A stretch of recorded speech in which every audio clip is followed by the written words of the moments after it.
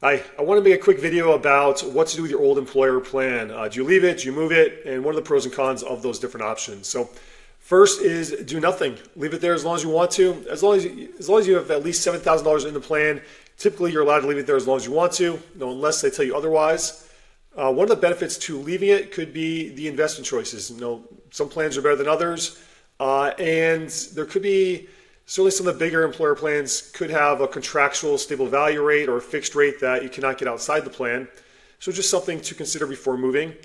Some 401k providers have great websites and planning tools. So a lot of times you can still get that within the IRA, but it's something you want to ask about and see if that will be available to you if you were to move the money. And one big one that people frequently miss is if you're over 55 years old when you leave the employer, there could be a waiver to that 10% early withdrawal penalty. Normally, you'd have to be 59 and a half years old to access those funds, but this is one of the waivers to the IRS's 10% early withdrawal penalty is that age 55 rule. Money is still fully taxable, but you could avoid the 10% penalty. Some reasons not to leave the money might be limited investment choices. A lot of times IRAs may have more options, and your new employer may have more options. So something to consider.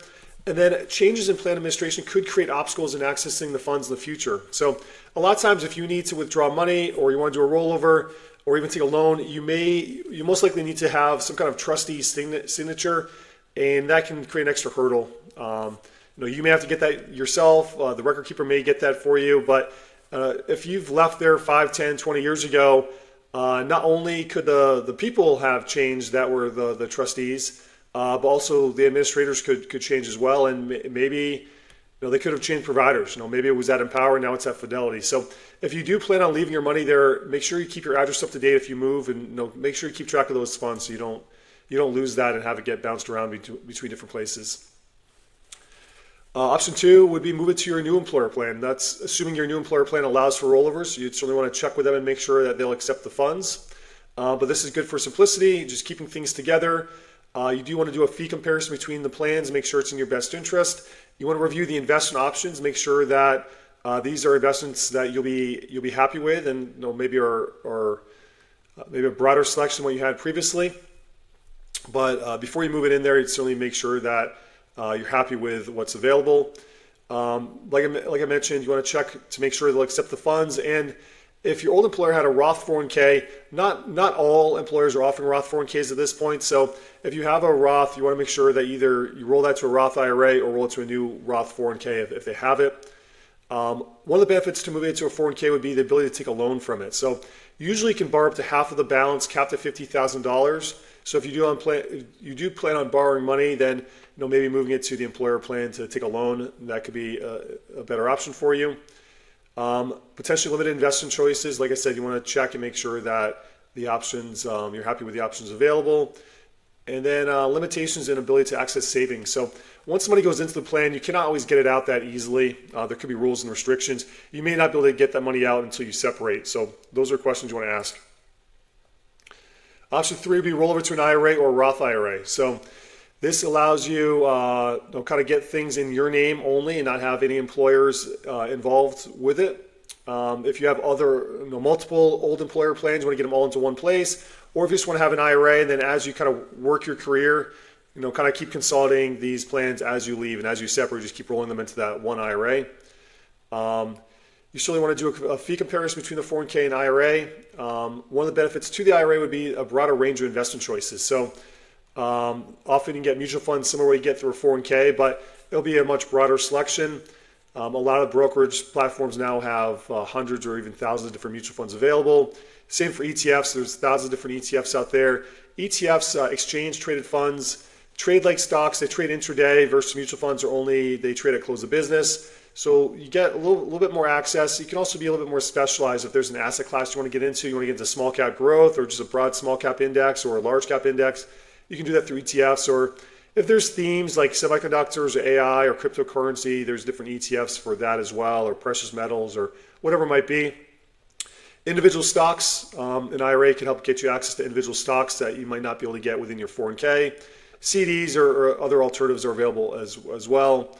The IRA is going to give you more control. There's no employer gatekeepers. Again, just you and the record keeper of that IRA. There are no other employers involved. Easier to do Roth conversions. Yeah, once it's on one platform, it's a little bit easier, and again, less people involved. You could manage it yourself or work with a financial advisor for assistance with this.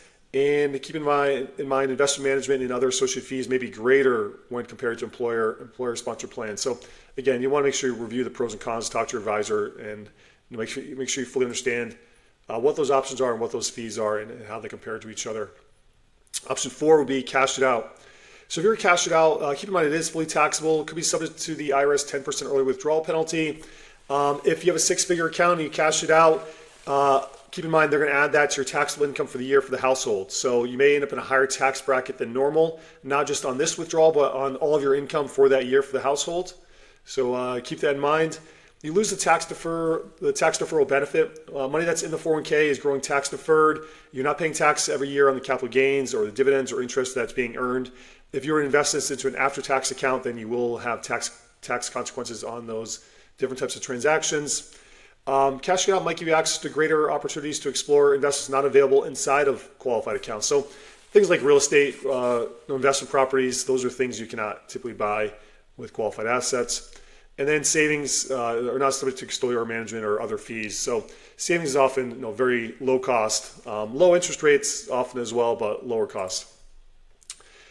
If you're not sure what to do, check with a professional. I'm happy to answer questions for anyone, but there's a lot of different things you want to consider. You want to consider your age, your time horizon, your tax bracket, your risk tolerance, the fees, where you're coming from, where you're going to, and your investment objective. You're a growth investor, you're a conservative investor.